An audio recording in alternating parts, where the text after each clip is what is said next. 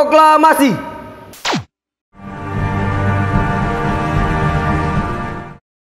Tanggal 6 Agustus 1945, kota Hiroshima dijatuhi bom atom oleh Sekutu. I realize the tragic significance of the atomic bomb. Having found the atomic bomb, we have used it. We have used it against those who attack us without warning at Pearl Harbor, against those who have starved and beaten and executed American prisoners of war, against those who have abandoned all pretense of obeying international laws of warfare. We have used it in order to shorten the agony of war, in order to save the lives of thousands and thousands of young Americans.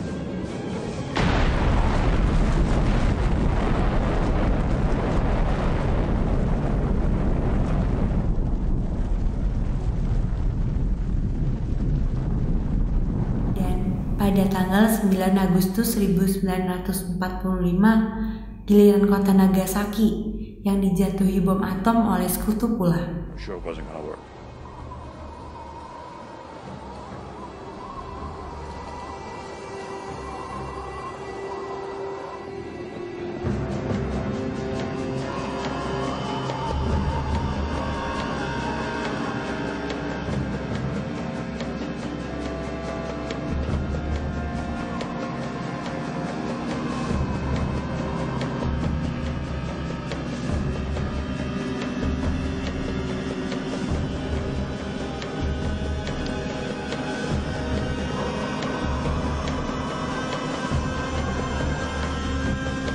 After falling for 43 seconds, the time and barometric triggers started the firing mechanism.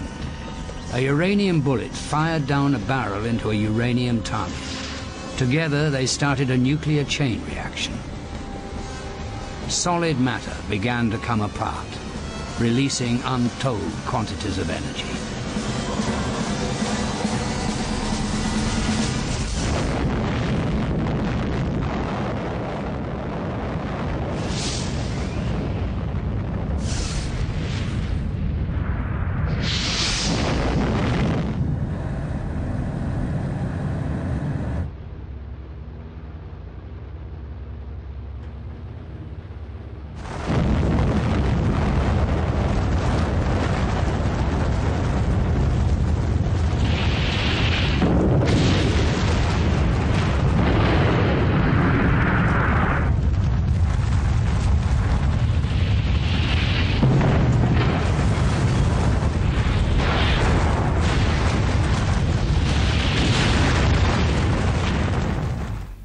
Kejadian ini memberikan penderitaan bagi rakyat Jepang. Pasukan Jepang semakin lemah. Dan pada tanggal 12 Agustus 1945, Soekarno dan Hatta selaku pimpinan PPKI dan Rajiman Widyodiningrat sebagai mantan ketua BPUPKI diterbangkan ke Dalat, 250 km di sebelah timur Laut Saigon, Vietnam, untuk bertemu dengan Marsekal Terauchi. Saudara Soekarno, Hatta, Rajiman, saya sebagai utusan Jepang ingin memberitahukan bahwa Indonesia akan merdeka sesuai dengan janji Perdana Menteri Koike Koiso. Dengan cara apa Jepang akan menyatakan kemerdekaan kepada Indonesia? Dengan memproklamasikan Indonesia dengan tempo secepat-cepatnya sesuai dengan kinerja PPKI. Saya sangat setuju karena PPKI adalah badan yang bertanggung jawab untuk menyusun kemerdekaan Indonesia. Saya sangat setuju, tetapi kita harus memproklamirkan kemerdekaan Indonesia. Maaf, tapi Jepang meminta Indonesia untuk merdeka pada tanggal 24 Agustus 1945. Saya akan memikirkan permintaan Anda, tapi saya harus membicarakannya dengan PPKI. Baiklah, kalau begitu saya berdiri. hati-hati di jalan, Bung. Terima kasih. Setelah pembicaraan masalah proklamasi kemerdekaan di Dalat, 2 hari kemudian, pada tanggal 14 Agustus 1945, Jepang menyatakan menyerah tanpa syarat kepada Sekutu, yang ditandatangani oleh Menteri Luar Negeri Jepang, Mamoru Shigemitsu. Berita tentang kekalahan tersebut sangat dirahasiakan oleh Jepang. Bahkan semua stasiun radio disegel oleh Jepang. Tetapi golongan muda yakni Sultan Syahrir, Wikana, Darwis, dan Khairul Saleh mendengar kabar ini melalui radio BBC. Kawan-kawan, tentara Jepang telah menyerah kepada sekutu. Berarti di Indonesia telah terjadi kekosongan kekuasaan. Kita harus mendesak golongan tua, terutama Bung Karno, untuk segera memproklamasikan kemerdekaan. Betul sekali, kawan. Tetapi jangan sampai proklamasi disiapkan oleh PPKI. Kenapa Anda berpendapat seperti itu? Karena PPKI adalah badan bentukan Jepang. Kita tidak ingin ada campur tangan Jepang dalam proklamasi kemerdekaan. Lalu, siapa yang akan memproklamirkan kemerdekaan? Bung Karno. Bung Karno selaku pemimpin rakyat atas nama rakyat dan melalui siaran radio. Tapi permasalahannya, apakah Bung Karno setuju? Sedangkan beliau adalah ketua PPKI. Apabila dia tetap yakin teks proklamasi disusun oleh PPKI, kita paksa saja dia bila perlu. Kalau perlu, kita bicarakan baik-baik terlebih dahulu kepada beliau. Betul. Karena pertengkaran bukanlah hal yang baik. Sebaiknya setelah Bung Karno pulang dari Dalat, kita segera menemuinya. Betul. Merdeka! Tanggal 14 Agustus 1945, Syahrir, Wikana, Darwis, dan Saleh menemui Bung Karno di kediamannya. Permisi.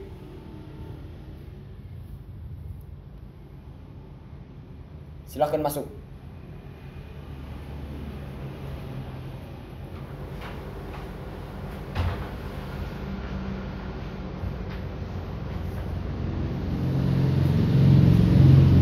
Ada apa?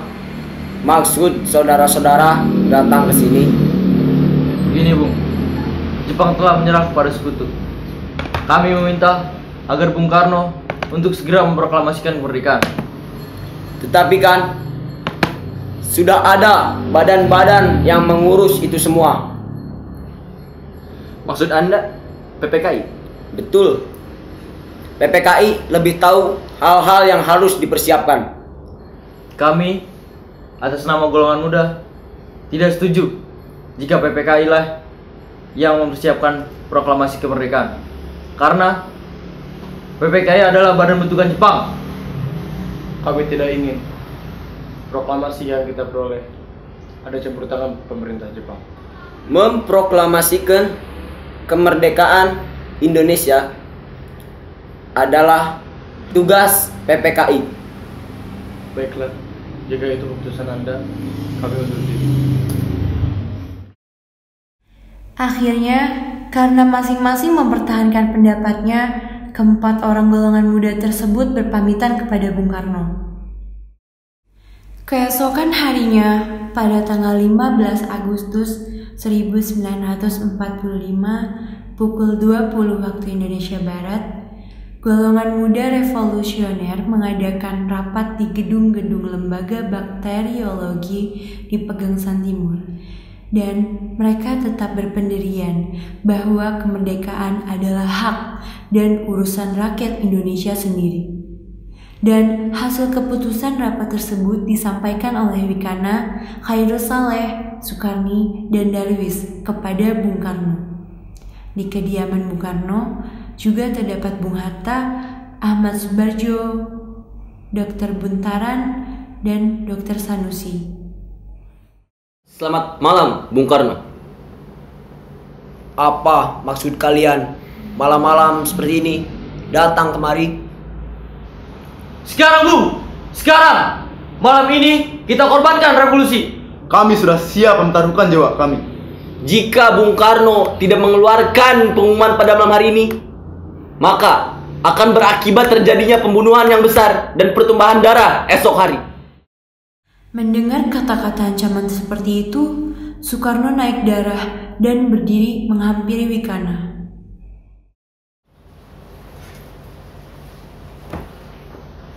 Ini batang leherku. Saya letak aku ke pojok itu dan kau penggal kepalaku.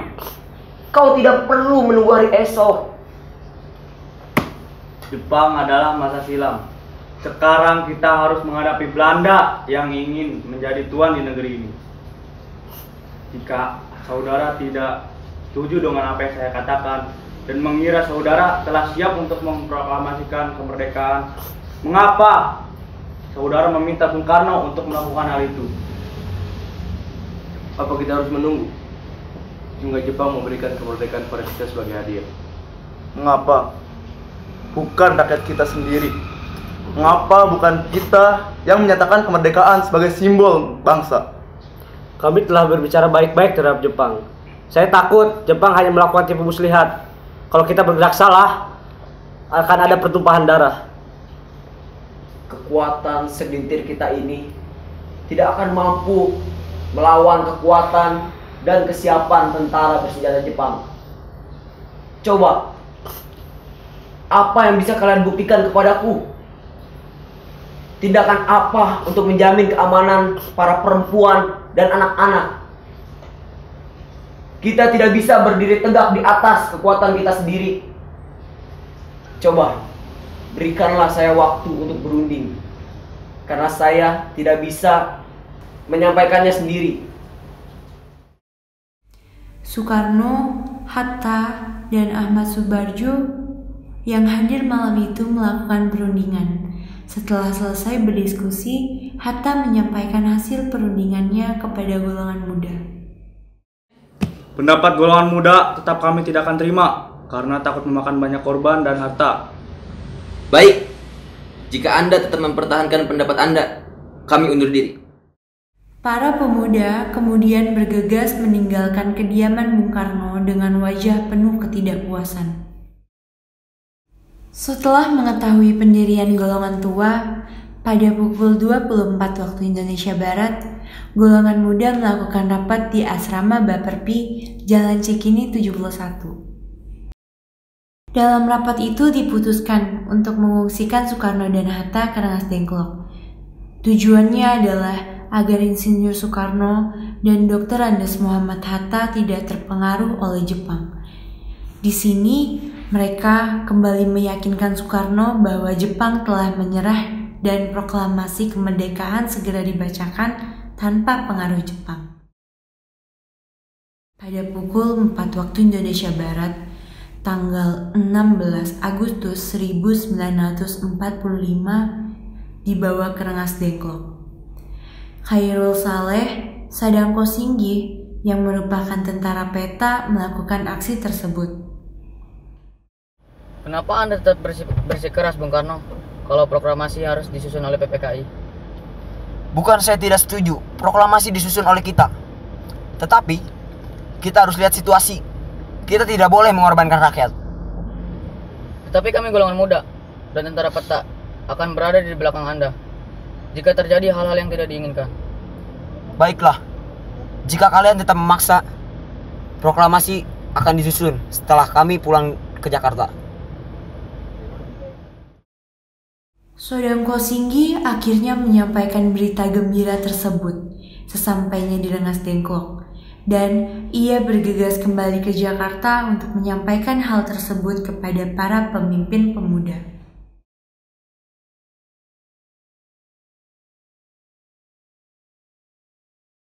Revolusi berada di tangan kami sekarang, dan kami mendesak Bung.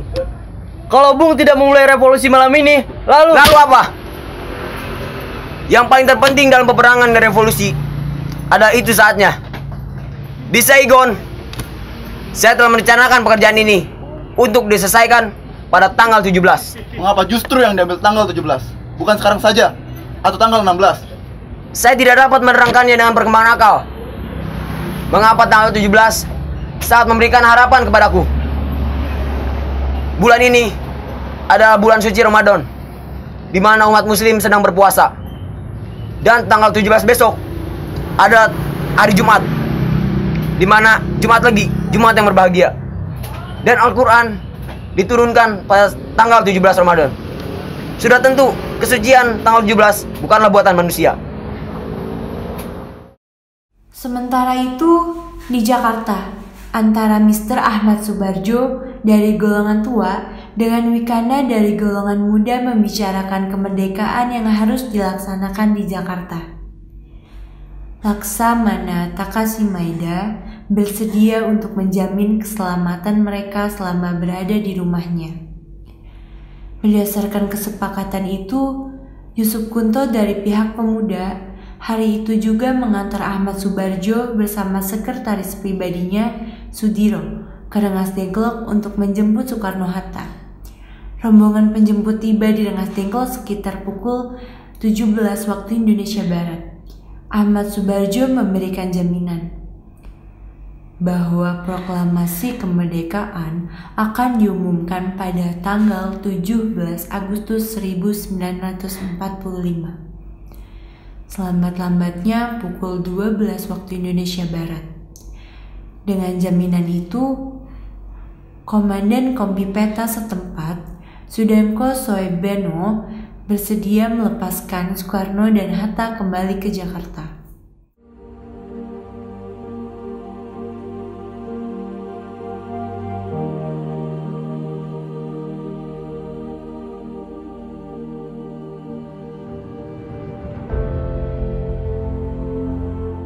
Sesampainya di Jakarta, Soekarno dan Hatta bersama Laksamana Maeda menemui meja Nishimura untuk berundi.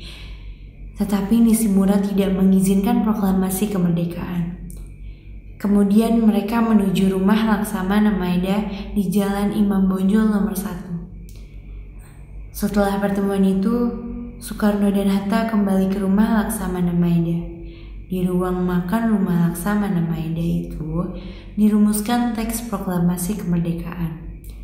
Maeda sebagai tuan rumah mengundurkan diri ke kamar tidurnya di lantai 2 ketika peristiwa bersejarah itu berlangsung. Soekarno, Hatta, dan Ahmad Subarjo merumuskan naskah proklamasi di ruang makan. Silahkan, pakai rumahku saja Bung Karno. Keamanan akan saya jamin. Terima kasih. Ruang mana saja yang bisa dipakai? Ruang makan dan serambi depan. Setelah selesai teks proklamasi tersebut dibacakan di serambi depan di hadapan peserta rapat dan golongan muda. Keadaan yang mendesak ini telah memaksa kita untuk mempercepat proklamasi Indonesia. Rancangan teks proklamasi telah selesai dibuat dan saya harap yang datang di rapat ini untuk menyetujuinya dan dapat menyelesaikannya sebelum fajar menyingsing. Dan bagi yang hadir di rapat ini untuk menandatangani teks proklamasi ini. Saya kurang setuju. Naskah proklamasi tersebut sebaiknya ditandatangani oleh Soekarno dan Hatta atas nama bangsa Indonesia. Bagaimana hadirin? Setuju. Baiklah. Sayuti Melik, tolong ketikan. Baik.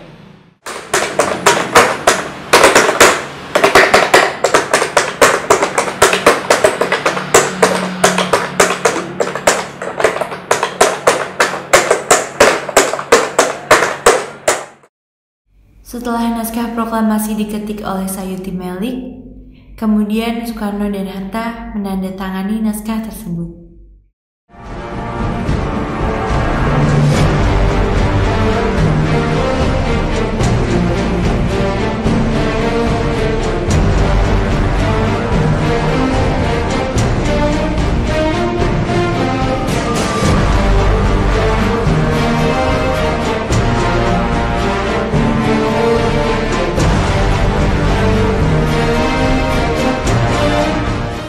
Setelah terjadi perdebatan tentang di mana lokasi pembacaan naskah proklamasi, akhirnya disepakati bahwa pembacaan naskah proklamasi dibacakan di Jalan Pegangsaan Timur nomor 56, pukul 10 waktu Indonesia Barat.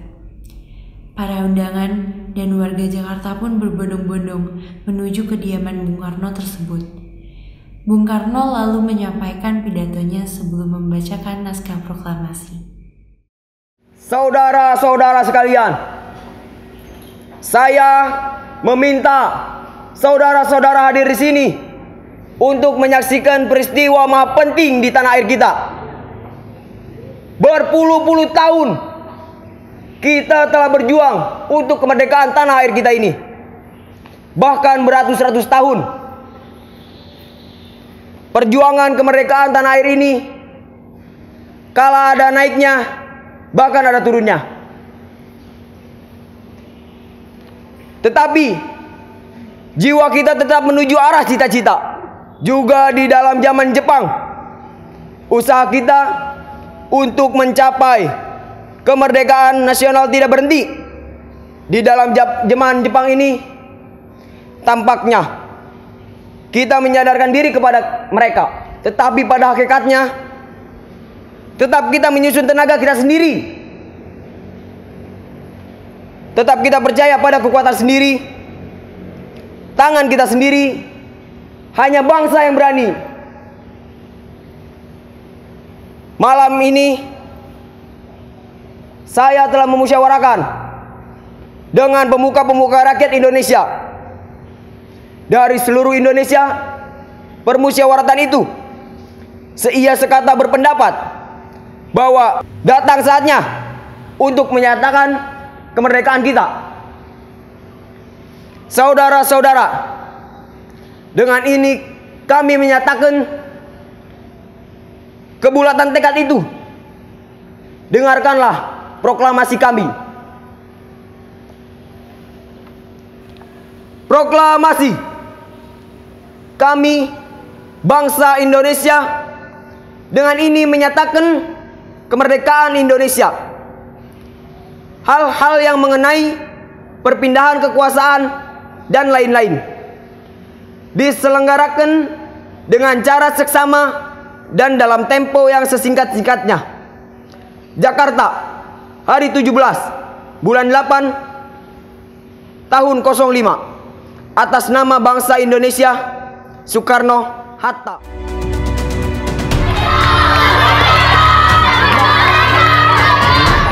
Acara dilanjutkan dengan pengibaran bendera merah putih. Soekarno dan Hatta maju beberapa langkah menuruni anak tangga terakhir di serambi muka. Lebih kurang 2 meter di depan tiang ketika SK Trimurti diminta maju untuk mengibarkan bendera. Dia menolak. Lebih baik seorang prajurit, katanya. Tanpa ada yang menyuruh, Latif Hendradiningrat yang berseragam peta berwarna hijau dekil maju ke dekat tiang bendera.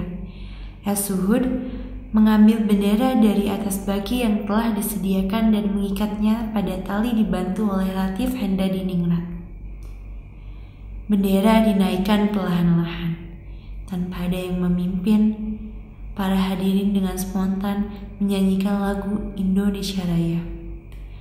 Bendera dikerek dengan lambat sekali untuk menyesuaikan dengan irama lagu Indonesia Raya yang cukup panjang.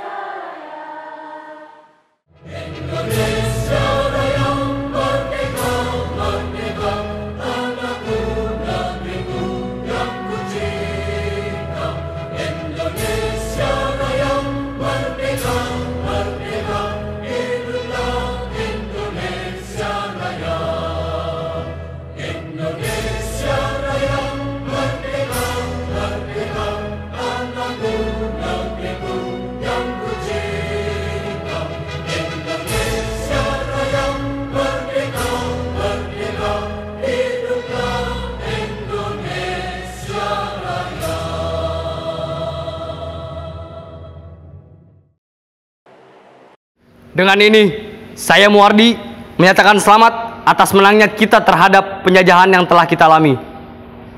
Akhirnya, bangsa kita merasakan kemerdekaan atas hasil tangan bangsa kita sendiri. Merdeka! Merdeka! Peristiwa yang sangat bersejarah bagi Indonesia ini berlangsung sekitar 1 jam. Meski sederhana, namun upacara itu dilakukan dengan hikmat. Indonesia merdeka, bangsa baru telah lahir.